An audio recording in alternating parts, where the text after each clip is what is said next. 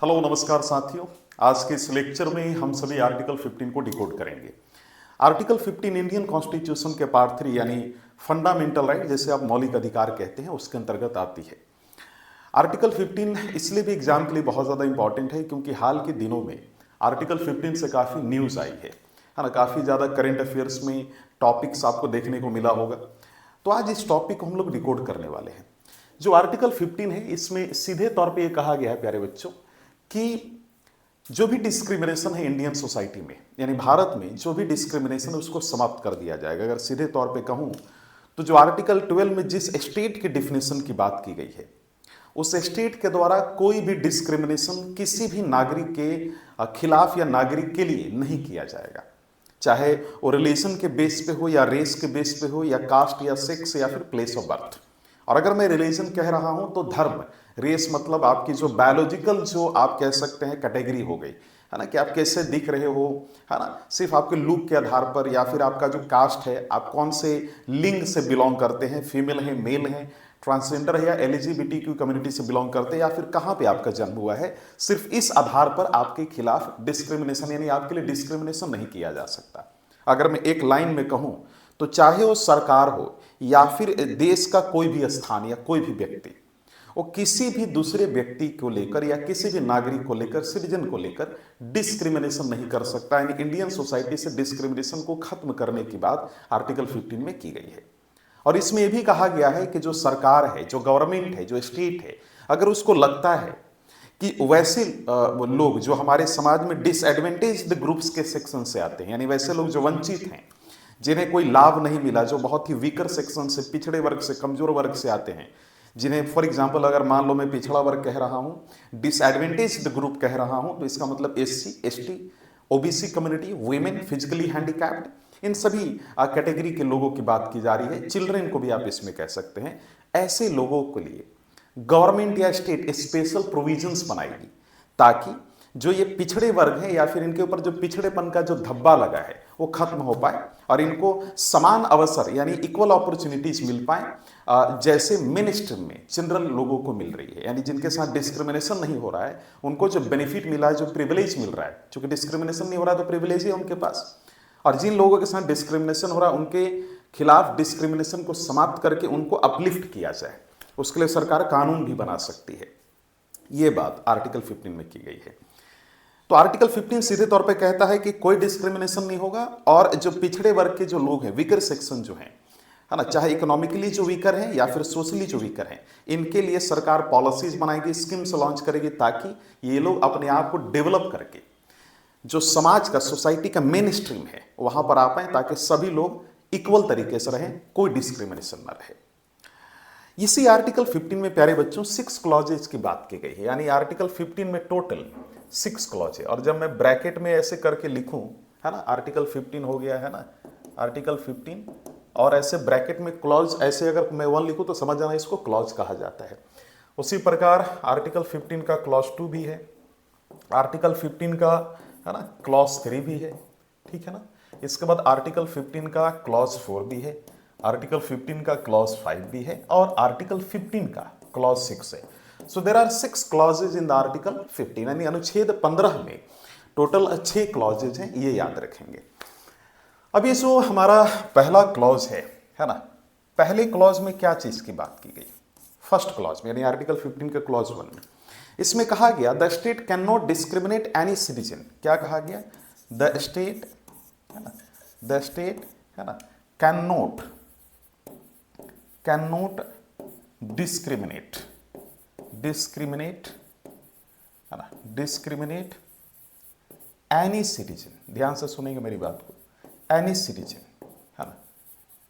ये article 15 clause 1 में लिखा गया है, एनी सिटीजन बेस्ड ऑन, ठीक है, बेस्ड ऑन क्या क्या चीज के आधार पर? तो आप सभी को मालूम है कि वो 5 बेसिस हैं। उन 5 बेसिस के आधार पर किसी के साथ डिस्क्रिमिनेशन देश में नहीं किया जाएगा इंडियन सोसाइटी में। वो 5 बेस कौन कौन से हैं? तो पहला धर्म के आधार पर यानी रिलीजन, है ना, इसके बाद रेस, है ना, फिर इसके बाद कास्ट है, ये याद रखना 5 बेसिस है। फिर इसके बाद कौन से लिंग से आप बिलोंग करते हैं, सेक्स से बिलोंग करते हैं आप। इसके बाद प्लेस ऑफ बर्थ है, प्लेस ऑफ बर्थ। आप समझ पा रहे होंगे बात को। तो इन 5 चीजों के आधार पर आप किसी के साथ कोई भी भेदभाव, डिस्क्रिमिनेशन नहीं कर सकते हैं। ऐसी बात आर्टिकल 15 के क्लॉज 1 में कही गई है। अगर मैं इसको उदाहरण के तौर पे समझाना चाहूं, आर्टिकल 15 क्लॉज 1 को एक उदाहरण के साथ समझाना चाहूं, तो आपको यही कहूंगा कि जो स्टेट गवर्नमेंट है या फिर स्टेट या सेंट्रल गवर्नमेंट, मैंने सीधे तौर पे कहूं तो आर्टिकल 12 के अंतर्गत आने वाले स्टेट की डिफिनेशन में जितने लोग हैं या इवन सरकार, वो किसी भी यूनिवर्सिटी में यानी विश्वविद्यालय में, कॉलेज में, स्कूल में किसी भी व्यक्ति को या किसी भी बच्चे को, चाइल्ड को, वार्ड को एडमिशन लेने से सिर्फ इसलिए मना नहीं कर सकती क्योंकि वो एक पर्टिकुलर कास्ट या रिलीजन से बिलोंग कर रहा है। यानी कास्ट और रिलीजन के आधार पर जो गवर्नमेंट है can not deny admission to in a particular university, ये याद रखिएगा, या फिर कॉलेज या फिर स्कूल। ये आर्टिकल 15 क्लॉज 1 में कहा गया। उसी प्रकार आर्टिकल 15 का जो क्लॉज 2 है, ध्यान से सुनेंगे मेरी बात को आप, है ना। आर्टिकल 15 का जो क्लॉज 2 है प्यारे बच्चों, आर्टिकल 15 का जो क्लॉज 2 है, इसमें भी बड़ी इंटरेस्टिंग बात की गई। इसमें कहा गया no discrimination in public places. क्या कहा गया? No discrimination. आप समझ पा रहे मेरी बात को? नो डिस्क्रिमिनेशन, है ना, डिस्क्रिमिनेशन इन पब्लिक प्लेसेस। तो आर्टिकल 15 का क्लॉज 1 हम सभी ने देख लिया। अभी हम लोग क्या देख रहे हैं? आर्टिकल 15 का clause 2, no discrimination in public places. अब इसका मतलब क्या है? देखिए, इंडियन कॉन्स्टिट्यूशन में साफ तौर पे कहा गया है कि no citizen can be restricted. ध्यान से सुनेंगे मेरी बात को। No citizen can be restricted, ये आर्टिकल 15 के क्लॉज में ही लिखा गया। नो सिटीजन, है ना, no citizen can be restricted, restricted, 1 second रुक जाएंगे, can be restricted in any, याद रखेंगे, in any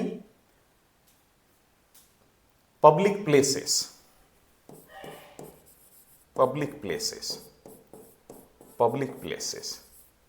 for accessing it। आप समझ रहे हो मेरी बात को? accessing it है ये, ठीक है ना।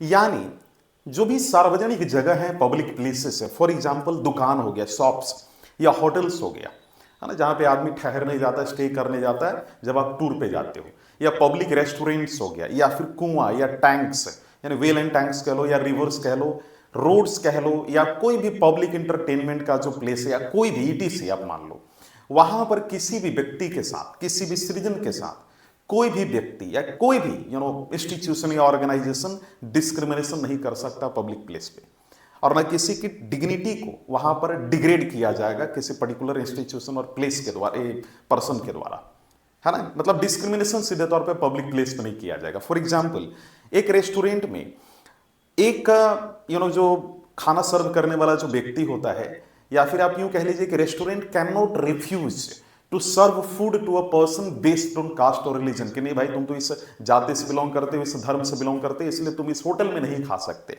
ऐसी चीज नहीं कर सकता है restaurant. So restaurant can not refuse to serve food to a person based on the caste और रिलीजन।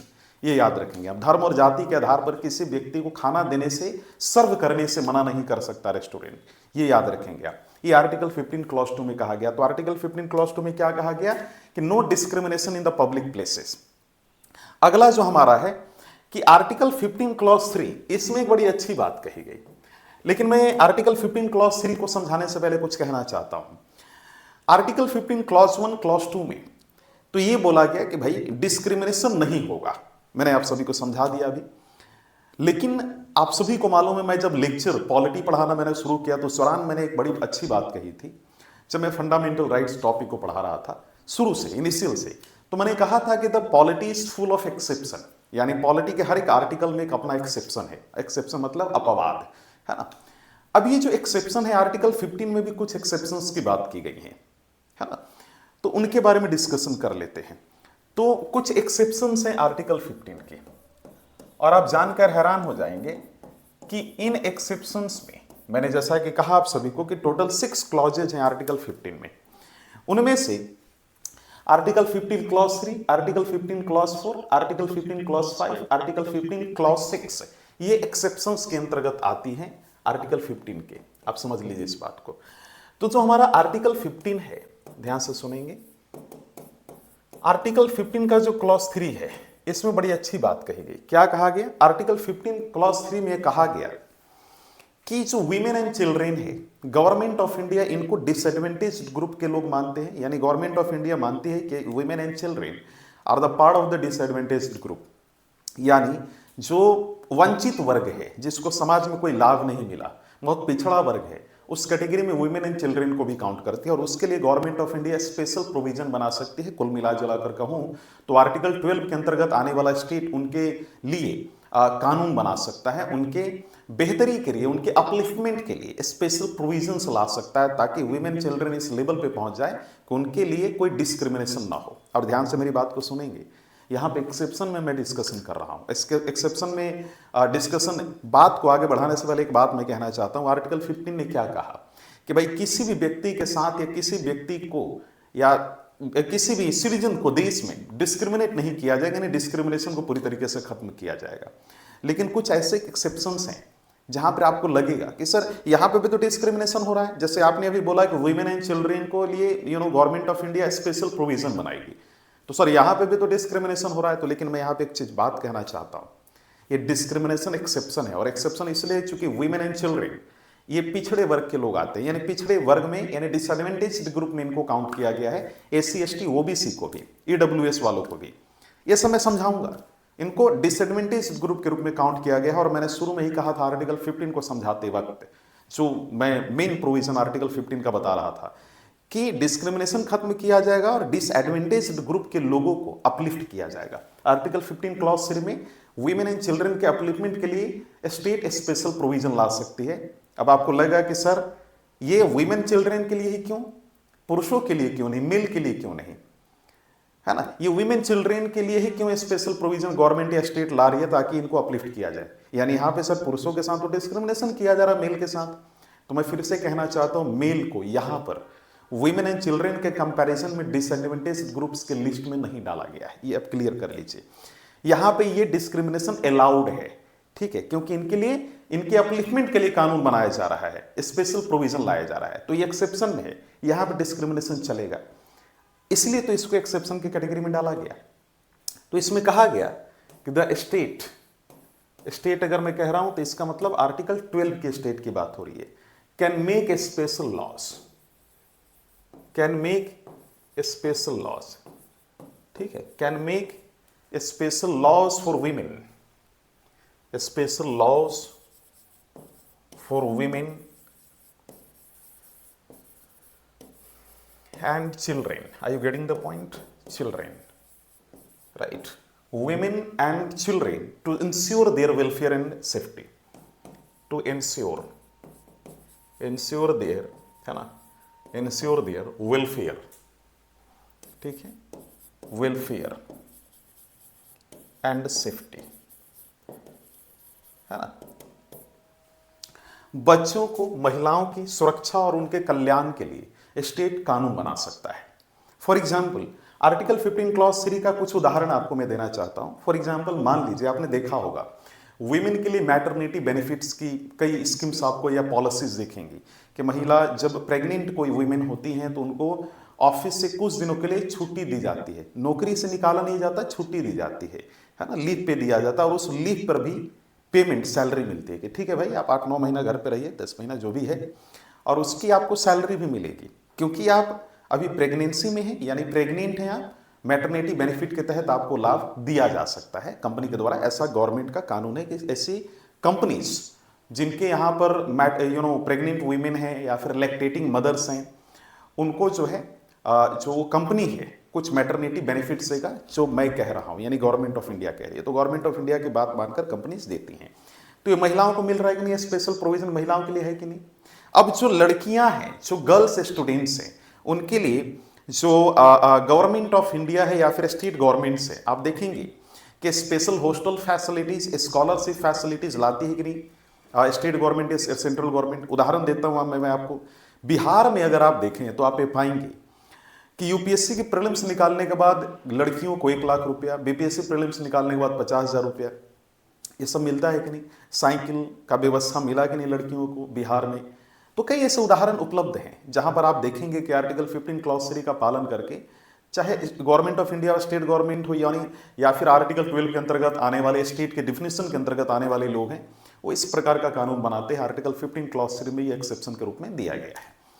अब उसी प्रकार आपका जो है अगला है आर्टिकल 15, ध्यान से सुनेंगे मेरी बात को। आर्टिकल 15 क्लॉज 4, जैसा कि मैंने कहा कि ये भी एक्सेप्शन के अंतर्गत आता है ना। तो आर्टिकल 15 का जो क्लॉज 4 है प्यारे बच्चों, इसमें कहा गया है कि जो एससी है यानी शेड्यूल कास्ट है, एसटी है यानी शेड्यूल ट्राइब है, अनुसूचित जाति अनुसूचित जनजाति जो है, या फिर जो पिछड़ा वर्ग है यानी ओबीसी हो गया है ना, इनके लिए government of India special provision बनाएगी या स्टेट जो है स्पेशल प्रोविजन बनाएगी, क्योंकि स्टेट ये जानती है कि ये भी डिसएडवांटेज ग्रुप के अंतर्गत आते हैं, यानी स्टेट इनको डिसएडवांटेज ग्रुप के अंतर्गत काउंट करती है और इसलिए स्टेट इनको अपलिफ्ट करने के लिए, है ना, इनके खिलाफ जो डिस्क्रिमिनेशन सोसाइटी में हो रहा है उसको खत्म करते हुए इनको अपलिफ्ट करने के लिए कुछ पॉलिसीज या स्कीम्स गवर्नमेंट ला सकती है ना। तो government socially and educationally backward class, schedule caste, schedule tribes को अपलिफ्ट करने के लिए special provision government of India या स्टेट इंट्रोड्यूस कर सकती है, ताकि ये जो है अपलिफ्ट होकर अपना जो इनका रियल स्थान है, रियल स्थान क्या है कि देश में सभी कोई बराबर रहे, तो ओबीसी एससी एसटी के साथ कोई भेदभाव ना हो, वो पा सकें। आप समझ पा रहे होंगे। अगर मैं आर्टिकल 15 क्लॉज 4 की बात करूं तो इसके एग्जाम्पल के रूप में आपने देखा होगा कि चाहे सेंट्रल गवर्नमेंट हो या स्टेट गवर्नमेंट्स हो, एससी एसटी ओबीसी कम्युनिटी के लिए एजुकेशन या फिर यूनिवर्सिटीज कॉलेजेस स्कूल्स या गवर्नमेंट जॉब्स में रिजर्वेशन जो दी गई है स्टेट गवर्नमेंट या सेंट्रल गवर्नमेंट के द्वारा, ये क्या है? ये आर्टिकल 15 क्लॉज 4 को प्रमोट की जा रही है, यानी उसको ग्राउंड लेवल पे लाया जा रहा है। मैं एक बात बताना चाहता हूं, लगभग ये बात है 1951 की, जब भारत के चीफ जस्टिस एच.जे. कानिया थे, first chief justice of India HJ. Kania, याद रखेंगे आप। तो एच.जे. कानिया और उनके साथ जस्टिस पतंजलि शास्त्री थे। तो उस दौरान 1951 में आप जानकर हैरान हो जाएंगे, केस हुआ था। उस केस का नाम था चंपकम दोराई राजन, ये याद रखेंगे। चंपकम दोराई राजन एक लेडी थी, है ना, चंपकम है ना, इसको मैं बढ़िया से लिख देता हूं। एक केस हुआ था 1951 में, उस केस का नाम था state of Madras versus Champakam Dorairajan. तो 1951 में आप सभी को मालूम है कि the first prime minister of India वो जवाहरलाल नेहरू, है ना। तो पहले मैं इस केस का नाम लिख देता हूं, चंपकम, है ना, दोराई राजन। ठीक है प्यारे बच्चों, दोराई राजन, केस 1951। तो जैसे देश आजाद हुआ तो जो नेहरू थे यानी जो जवाहरलाल नेहरू थे, उन्होंने प्लान किया कि भाई देश में एससी एसटी ओबीसी यानी जो कास्ट जो है, यानी हमारे देश में कास्ट बेस्ड रिजर्वेशन लोगों को दिया जाए। जो आज रिजर्वेशन आप देखते हैं कि एससी एसटी ओबीसी को मिला हुआ है, इस रिजर्वेशन की बात उस दौरान की गई थी जवाहरलाल नेहरू के द्वारा, कि ताकि एससी एसटी ओबीसी कम्युनिटी को अपलिफ्ट किया जाए। तो उसको रिजर्वेशन लागू करने के लिए कुछ कानून बनाना चाह रही थी नेहरू सरकार। लेकिन उस दौरान आप जानकर हैरान हो जाएंगे कि एक केस हुआ state of Madras versus Champakam Dorai Rajan, case 1951, यानी चंपकम दोराई राजन मामला 1951। इस पर्टिकुलर केस की इंटरप्रिटेशन करते वक्त, रूल करते वक्त, जो chief justice of India, first chief justice of India HJ. Kania जो थे और पतंजलि शास्त्री, जस्टिस पतंजलि शास्त्री, उन्होंने इस केस में कास्ट यानी इस केस की सुनवाई करते वक्त, इंटरप्रिटेशन करते वक्त कास्ट बेस्ड रिजर्वेशन को खत्म करने की बात कही। यानी उन्होंने सलाह दिया सेंट्रल गवर्नमेंट को, नेहरू की सरकार को, कि किसी भी प्रकार का कोई भी कास्ट बेस्ड रिजर्वेशन आप देश में नहीं लागू करेंगे। और ये मैं बता दूं कि इस केस की सुनवाई अप्रैल 1951 में हुई थी, अप्रैल 1951 में। उसके लगभग 2 महीने बाद यानी जून में, मई में इंट्रोड्यूस किया गया बिल और जून में लागू किया गया, मैंने पास करवाया गया।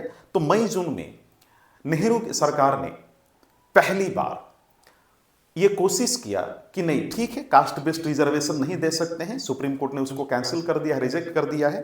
तो ये तो कर सकते हैं ना कि एससी एसटी ओबीसी कम्युनिटी के लिए हम स्कीम्स लॉन्च करें, कोई पॉलिसीज बनाएं ताकि ये अपलिफ्ट हो पाए, है ना, ताकि भले इनको रिजर्वेशन इनके लिए कैंसिल कर दिया सुप्रीम कोर्ट कि रिजर्वेशन नहीं इनको देना है, लेकिन इनके अपलिफ्टमेंट के लिए हम स्कीम्स लॉन्च कर सकते हैं। पॉलिसीज लॉन्च कर सकते हैं, पॉलिसीज बना सकते हैं ताकि SC ST OBC community uplift हो पाए। तो उसको लेकर उसी साल जून महीने में यानी जून 1951 में नेहरू की सरकार ने एससी एसटी ओबीसी कम्युनिटी के लिए स्पेशल प्रोविजन यानी एससी एसटी ओबीसी कम्युनिटी के लिए पॉलिसी और स्कीम्स बनाने के लिए, स्पेशल पॉलिसीज एंड स्कीम्स बनाने के लिए एक कानून बनाया और उस कानून को यानी एक बिल पास किया। और उस बिल में यह था कि आर्टिकल 15 में क्लॉज 4 होगा और उस क्लॉज 4 में एससी एसटी ओबीसी कम्युनिटी के लिए अपलिफ्टमेंट के लिए कानून बनाने की बात की जाएगी, स्पेशल प्रोविजन लाने की बात की जाएगी। आप समझ पा रहे होंगे मैं क्या कहना चाह रहा हूं। समय गुजरता गया। इसके बाद जो अगला हमारा क्लॉज है आर्टिकल 15, जो ये भी एक्सेप्शन के अंतर्गत आता है, यानी आर्टिकल 15 क्लॉज 4, 5, 6 है ना, 3, 4, 5, 6 सब एक्सेप्शंस के अंतर्गत आती हैं। तो आर्टिकल 15 का जो क्लॉज 5 है इसमें भी बड़ी इंटरेस्टिंग बात की गई। मैं आपको बता दूं, इसमें लिखा गया है कि जो प्राइवेट एजुकेशनल इंस्टीट्यूशंस हैं उनके लिए स्पेशल प्रोविजंस है। ध्यान से सुनते जाएंगे जो मैं कह रहा हूं। स्पेशल प्रोविजंस है ना, स्पेशल प्रोविजंस फॉर प्राइवेट है ना, प्राइवेट एजुकेशनल, ठीक है, एजुकेशनल इंस्टीट्यूशंस। आप समझ पा रहे होंगे मैं क्या कह रहा हूं, इंस्टीट्यूशंस है ना। तो जो भी स्कूल कॉलेज या यूनिवर्सिटी है जो प्राइवेट है वहां पर कुछ रिजर्वेशंस देने की बात की गई। यानी अगर सीधे तौर पे कहूं तो गवर्नमेंट ऑफ इंडिया के द्वारा 93rd कॉन्स्टिट्यूशनल अमेंडमेंट एक्ट लाया गया था, एक कानून लाया गया था, 93rd कॉन्स्टिट्यूशनल अमेंडमेंट एक्ट 2005, यानी मनमोहन सिंह की सरकार के द्वारा 2005 में 93वां कह सकते हो संवैधानिक संशोधन अधिनियम यानी 93rd कॉन्स्टिट्यूशनल अमेंडमेंट एक्ट लाया गया था। इसके तहत ये जो क्लॉज 5 आपको दिख रहा है इसको आर्टिकल 5 में इंश्राइंड किया गया था, इंसर्ट किया गया था। और इसमें कहा गया था कि जो एससी है, एसटी है, ओबीसी है, इनके लिए प्राइवेट एजुकेशनल इंस्टीट्यूशंस में कुछ सीटें बुक होंगी। यानी जो बच्चे होंगे एससी एसटी ओबीसी कम्युनिटी के लिए, इस पर्टिकुलर कम्युनिटी से जो बच्चे बिलोंग करते होंगे उनके लिए कुछ सीटें एजुकेशनल इंस्टीट्यूशन में बुक की जाएंगी ताकि उस कैटेगरी के बच्चे जाकर पढ़ पाएं। आप समझ पा रहे होंगे। ऐसा आर्टिकल 15 क्लॉज 5 में बोला गया था और ये प्राइवेट इंस्टीट्यूशन के लिए था, प्राइवेट एजुकेशनल इंस्टीट्यूशंस के लिए। इसी आर्टिकल 15 के क्लॉज 5 में यह भी कहा गया कि जो माइनॉरिटी रन इंस्टीट्यूशंस हैं, ध्यान से सुनेंगे मेरी बात को, यानी कोई भी ऐसा प्राइवेट संस्था जो देश का माइनॉरिटी ग्रुप का कोई व्यक्ति चला रहा हो, या मुस्लिम हो, सिख हो, पारसी हो, बौद्ध, जैन हो, अगर ये लोग कोई भी प्राइवेट इंस्टीट्यूशन चला रहे हैं तो इनके प्राइवेट इंस्टीट्यूशन में, चूंकि ये प्राइवेट इंस्टीट्यूशन है लेकिन ये माइनॉरिटी इंस्टीट्यूशंस में, माइनॉरिटी एजुकेशनल इंस्टीट्यूशन है, माइनॉरिटी रन इंस्टीट्यूशंस हैं, तो ऐसे इंस्टीट्यूशन में कोई भी रिजर्वेशन एससी एसटी ओबीसी को नहीं दिया जाएगा। आप समझिए, प्राइवेट होते हुए चूंकि माइनॉरिटी रन इंस्टीट्यूशन, यहां पर कोई भी रिजर्वेशन नहीं एससी एसटी ओबीसी के लिए। लेकिन हाँ, वही कोई अगर जनरल कैंडिडेट यानी जनरल कैटेगरी का कोई व्यक्ति कोई प्राइवेट इंस्टीट्यूशन चला रहा है, एजुकेशनल इंस्टीट्यूशन, तो उनको एससी एसटी कम्युनिटी और ओबीसी कम्युनिटी के लिए रिजर्वेशन देना होगा। सीटों में कुछ आप कह सकते हैं सीटों पर रिजर्वेशन देना होगा एससी एसटी ओबीसी कम्युनिटी के बच्चों के लिए। ये क्लियर कर लीजिए जो मैंने आपको अभी समझाया। इसी प्रकार अच्छा, अगर उदाहरण के तौर पे देखेंगे तो आप पाएंगे कि कई ऐसे कॉलेजेस हैं जहां एससी एसटी ओबीसी कम्युनिटी को सीट दिया जाता है रिजर्वेशन के तौर पे। इसके बाद हमारा आता है आर्टिकल 15 का, है ना, आर्टिकल 15 का क्लॉज 6। और फिर से कहना चाहता हूं कि ये जो हमारा क्लॉज 6 है प्यारे बच्चों, ये भी जो है हमारा एक्सेप्शन के अंतर्गत आता है। बड़ी इंटरेस्टिंग बात यह है कि आर्टिकल 15 का जो क्लॉज 6 है इसमें जिस जो है प्रोविजन की बात की गई है वो है रिजर्वेशन फॉर ईडब्ल्यूएस के लिए, रिजर्वेशन फॉर ईडब्ल्यूएस के लिए, रिजर्वेशन फॉर ईडब्ल्यूएस। अब ये ईडब्ल्यूएस क्या है? ईडब्ल्यूएस का फुल फॉर्म होता है इकोनॉमिकली वीकर सेक्शन। आप समझ रहे हो मेरी बात को, यानी आर्थिक रूप से पिछड़ा समूह या वर्ग कह सकते हैं। जब 1991 से 96 के बीच में, 1991 से लेकर 1996 के बीच में, जब PV Narasimha Rao prime minister थे, यानी पीवी नरसिम्हा राव की जब सरकार थी, तो नरसिम्हा राव ने पहली बार ये इनिशिएशन लिया था कि जो जनरल कैटेगरी में आने वाले वैसे लोग जो बहुत ही गरीब हैं, जो आर्थिक रूप से पिछड़े हैं, इकोनॉमिकली बैकवर्ड हैं, उन लोगों को जो गवर्नमेंट ऑफ इंडिया है वो ईडब्ल्यूएस कानून के तहत, यानी ईडब्ल्यूएस के तहत 10% का रिजर्वेशन देगी चाहे वो गवर्नमेंट जॉब हो या फिर एजुकेशनल इंस्टीट्यूशंस हो वहाँ पर। यानी अगर मान लीजिए कि 100 नौकरियां हैं, 100 नौकरियों में 10 सीटें जो हैं, यानी 10 नौकरियां जो हैं ईडब्ल्यूएस कैंडिडेट के लिए रिजर्व्ड होगा। आप समझ पा रहे होंगे मैं क्या कह रहा हूं। तो ये शुरू किया गया था पीवी नरसिम्हा राव के द्वारा, लेकिन उनके द्वारा इस ईडब्ल्यूएस से रिलेटेड कोई कानून नहीं लागू किया जा सका।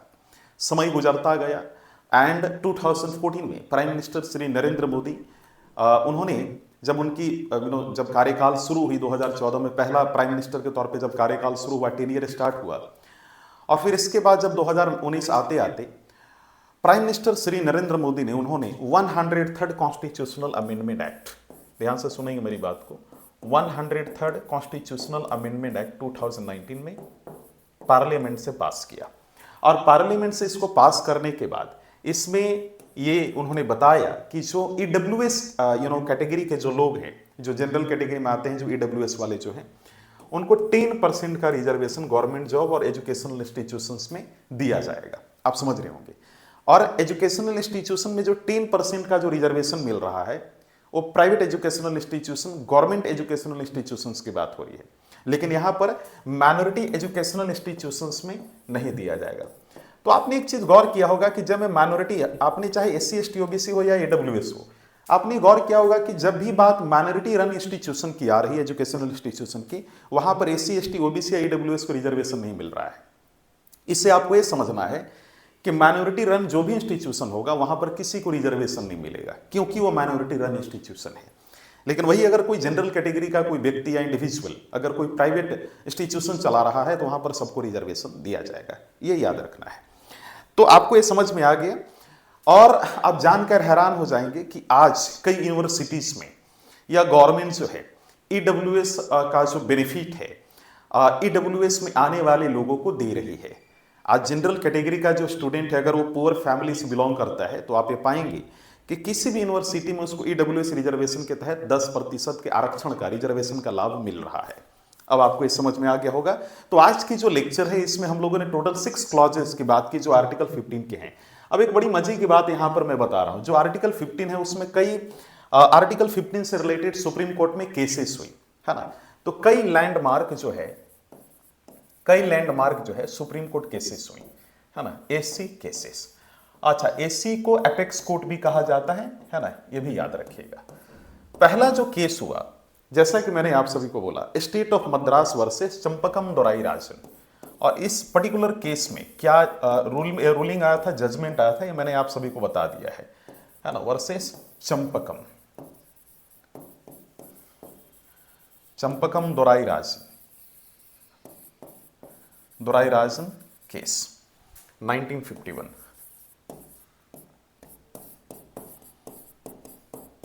इस केस का क्या जजमेंट आया आप सभी प्यारे बच्चों को मालूम है। मैंने आप सभी को बोला कि इस पर्टिकुलर केस की सुनवाई करते वक्त चीफ जस्टिस एच.जे. कानिया मैंने बताया हुआ है, एच.जे. कानिया ने कास्ट बेस्ड रिजर्वेशन को स्ट्रक डाउन कर दिया। स्ट्रक डाउन मतलब कैंसिल कर दिया।